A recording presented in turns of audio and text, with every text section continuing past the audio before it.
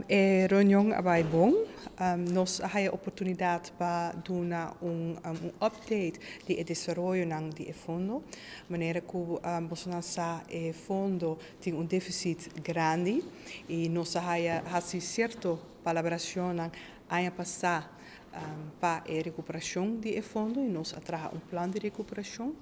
Nós podemos que nós estamos recuperando agora aqui, mas nós dependemos de diferentes fatores que nós temos de APFA. E é muito importante para cada apresentar o desenvolvimento do fundo e também para cada discutir o que é o risco para a recuperação. E essa é a nossa oportunidade para discutir. A vergrijzing sempre queda risco para fundo de pensão. Nós temos a maneira que nós está todos por ano nos sterftetabellen para ver se nós aannamen está prudente ainda e assim nós podemos manejar risco aí, mas vergrijzing queda problema para fundo de pensão.